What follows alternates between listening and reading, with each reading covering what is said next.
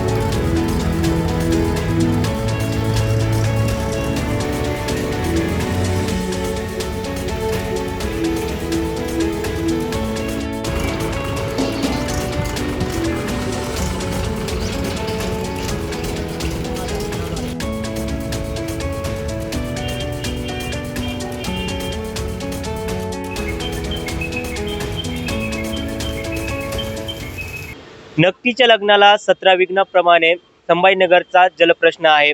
नेहमी संभाजीनगरला पाण्याचा तुटवडा होतो. यावेळेस सुद्धा परवाच्या दिवशी संभाजीनगरला पाणी पुरवठा करणारी जलवाहिनी तुटल्यामुळे संभाजीनगरला 2 दिवस पाणी तुटवडा झाला आणि आज त्या संभाजीनगरला पाणी पुरवठा करणारे टँकर सुरू झाले आहेत. कालच या जलवाहिनीची दुरुस्ती करण्यात आली आणि आज पुन्हा एकदा संभाजीनगरचा पाणी प्रश्न सुरळीत झाला आहे. आपण पाहू शकतो पासून संभाजीनगरचा पाणी प्रश्न हा महत्त्वाचा विषय आहे. संभाजीनगरला पैठण येथून पाणी पुरवठा केला जातो, मात्र त्या जलवाहिनीची नेहमीच दुरुस्ती करावी लागते. जलवाहिनी तुटणे किंवा त्याला बिघाड होणे यामुळे संभाजीनगरच्या नागरिकांना नेहमीच पाण्याचा मोठा प्रश्न निर्माण होतो आणि उन्हाळा म्हटलं की संभाजीनगरचा पाणी पुरवठा आणखीनच विस्कळत जातो.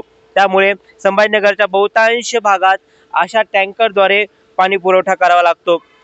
काल सुद्धा हा पाणी पुरवठा बंद होता, कारण की पाणी पुरवणारी जलवाहिनी तुटल्यामुळे येथील टँकर सुद्धा बंद होते. मात्र आज सकाळी जलवाहिनी नीट झाली आणि पुन्हा एकदा हा टँकरचा सुरुवात आपण पाहू शकतो. आपण जर पाहिलं तर संभाजीनगरच्या बहुतांश भागामध्ये उन्हाळ्यामध्ये पाणी प्रश्न गंभीर झाल्यामुळे टँकरचा पुरवठा केला जातो. आपल्यासोबत काही टँकर विक्रेते आहेत, त्यांच्यासोबत आपण बोलूया. नेमका संभाजीनगरला किती टँकर पुरवता आणि कधीपासून हा सुरू झाले टँकर?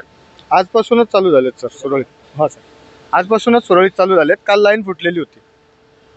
काल पारोळे इथं वॉलला गाडीचा धक्का लागला होता, त्यामुळे वॉल खराब तुटलेला होता.